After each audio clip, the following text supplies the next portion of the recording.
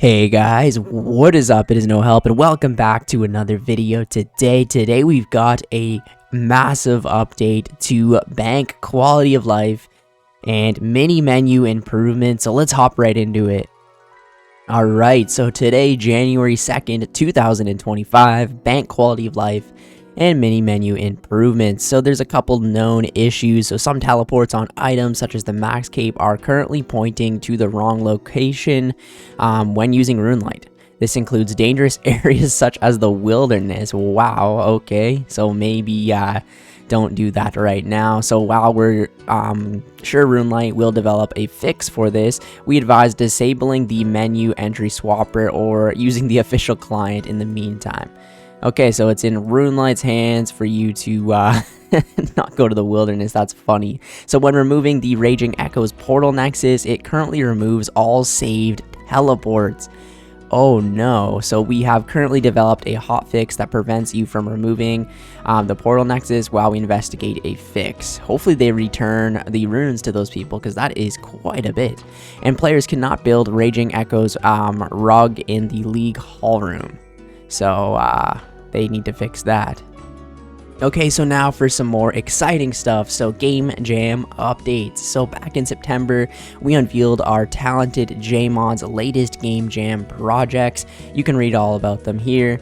After an overwhelmingly positive poll, we're delighted to announce that mini menu improvements and bank deposit refresh are now officially part of the game. These changes are all about streamlining your gameplay and making life in Gielinor a little bit easier. So let's see what they have done. So first of all, we have the mini menu improvements. So hold onto your capes, folks. It's time to say hello to the shiny new mini menu teleport options. So we've all been there. You're having trouble in a boss fight. It's time to gracefully bow out, but you're too busy dealing with a giant teleport menu. Annoying, right? Well, not anymore. So now you can simply hover over your mini menu to see all your teleport options in a neat little sub menu. With a couple of clicks, you can travel anywhere you please. If you prefer the classic feel, you can always select the old rub or teleport options to access the traditional menu. So this looks like the achievement diary cape, right? You hover over it and then you can kind of select whatever you want. So let's check this out. Okay, so I have the menu entry swapper plugin disabled, and basically if I were to use, say, the achievement diary cape, I go to teleport and it has this nice little menu that you can do. So what happens if I just click teleport? It brings up the old option. Yeah, so this is really nice actually. So you can just select exactly what you want. So we can go to Artie right here, for example, and boom, right in Artie. And I'm assuming this works with everyone. Oh yeah, so look at this. So with the max cape right here, the crafted guild obviously, right? POH portals, all of them pop up. That is actually so handy. And I'm assuming that works like right from the inventory too. Yes. So let's see if I say click Black Chinchompas, will it alert me that it's the wilderness? That's nice. Spellbook was the spellbook. Oh my god, right here we can just instantly spellbook swap. We don't have to go through the mini menu. That is very nice. Okay, so coming up next is the bank quality of life. So once you've teleported to the bank, you'll be glad to see that we have another update which makes restocking your gear a breeze. So in both the bank screen and the deposit box menu, you can lock individual slots. So it's a new little thing here. So lock inventory slots. So it looks like you have your inventory and you click the X, and basically those items will never leave your inventory when you click the deposit option. This is going to be so nice for so many things. Rune crafting, it's going to be great for so many bosses, Slayer, because you know, how many times have you accidentally just deposited everything and then you have to re-gear and it takes even sometimes like 5 minutes because you forget what you had? This is going to be so nice. The one thing that is a little annoying is there won't, as of right now, it doesn't look like there's multiple setups, so you have to kind of do this every single time. So basically if you lock your inventory slots, the bank standard deposit options will avoid depositing items from the locked slots. Select slots in the grid to lock them. And then you may also enable extra right-click options within the bank's inventory display for locking and unlocking slots more conveniently. Okay, cool. Let's try this out too. Alright, so we are casually at the bank right now. And let's just take out, say, some farming gear. And we'll just take out a bunch of other stuff too. Like this, right? And instead of clicking deposit all, we can now go to the settings here and deposit locked settings. And then you can choose what you want. So I don't want to bank any of this stuff, so we'll select that right here. But the rest we can bank. So then we can click done. And basically when we go into the bank now, you can see even the red icons, they won't be deposited. That is so nice. So I just deposit and they stay. How convenient is that? This is going to be so nice for bossing. Just think about it, right? You get a bunch of food right here. You have like your other stuff, maybe your room pouch, you know, whatever you have, thralls, and then you know, do a bossing trip, you know, get a couple of kills at something, right? You got some stuff here. And time to bank, get some more food. All you have to do now is deposit and fill your whole inventory up with food right back to the bossing trip. Oh, this is such a good update, man. And then obviously to clear that, you go back to the settings in here and then just click them off. And basically then you will be able to deposit everything again. Awesome. Yeah, so locking a slot means that when you hit the deposit all button, your locked items won't be accidentally banked. Never again will you arrive at your Slayer task to find those all-important supplies are sat twiddling their thumbs next to your massive stacks of loot.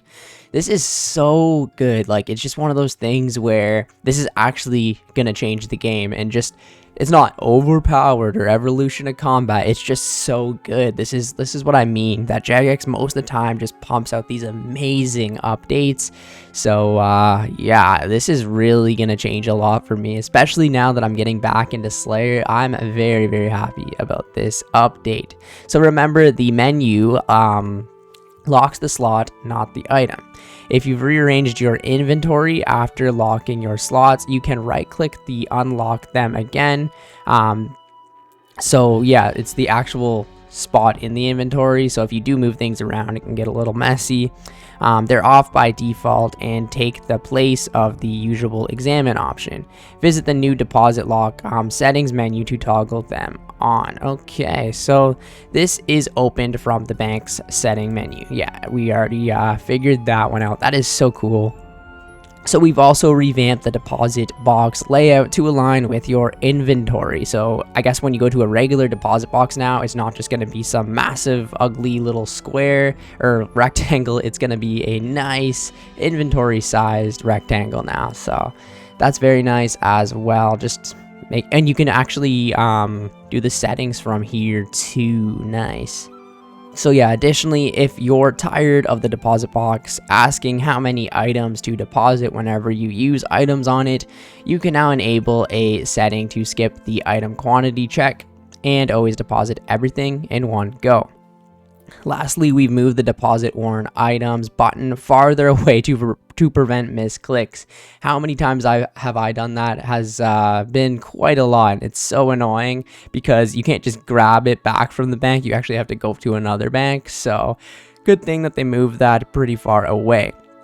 We hope this delivers a smoother, hassle-free banking experience. Give it a try and share your thoughts. We'd love to hear from you.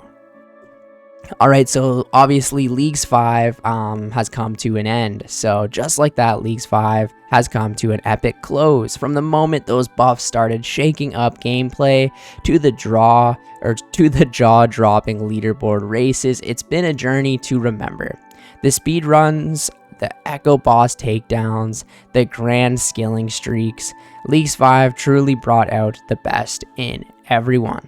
But now, as we hang up our Leagues boots, let's take a moment to reflect on the fierce competition, the creativity, and of course, the community spirit that made this event such a legendary experience. So you can head over to Lumbridge Courtyard and check out the league's first boards. Very cool that they did this, of course.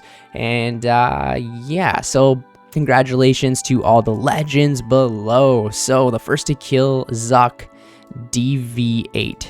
The first to unlock tier 8 obviously was Solo Mission himself. And the list goes on and on. I believe this guy right here, I could be wrong, but I believe this guy right here had max experience. Yeah, lots of nice firsts here. First to kill an Echo Boss. Wow, that must have been like an hour in or something. And then there's obviously the Discord high scores. Who's the top of the leaderboard? So it looks like there's 2 people that got 84,200 points. Kind of crazy. I think, yeah, I finished with 60,200. I could have maybe got 65, but I really pushed hard this league, and I was just done once I got the Dragon Cup. Okay, so League's 5 rewards feedback. So we've been listening to your feedback on a few quirks with the League's rewards kits. So let's dive into some of the details and clear up any confusion. So building rugs and curtains. So you've been trying to place those fancy rugs and curtains from the League's kit, but something's a bit off. While other rewards like the Nexus Portal let you just use the kit on your furniture, the rugs and curtains require a little more work. So here's the deal. To place your new decor, you'll need to right click an empty hotspot, select build, and the pop-up menu. This system is consistent with how things worked for items of the same kind, the Deadman rug, but we're sorry if this threw you for a loop. Okay, so you actually have to fully build it from basically scratch, which is, it is what it is. It's funny actually, this rug, the Raging Echoes rug, is the highest level requirement rug, 73 construction. Okay, so reward kits affecting multiple versus single items. So another head scratcher has been how some rewards like the League's 5 Spirit Tree Scroll only affect one piece of furniture, while rewards in the past let you slap the kit on everything of that type in the POH. So why the change? Well, we wanted to give you more flexibility with your customization. When League's 6 rolls around, we don't want you to be stuck choosing just one style for your entire POH. Imagine mixing and matching your League's 5 and League 6 portal kits to create the perfect setup. Now that's what we call customization. So we know it's a shift, but we believe this will give you way more control over your POH designs in the long run. As always, we appreciate your feedback and patience as we continue to refine and improve these systems. Keep those ideas coming. We're listening. Okay, and that's actually crazy just to even see the words League 6.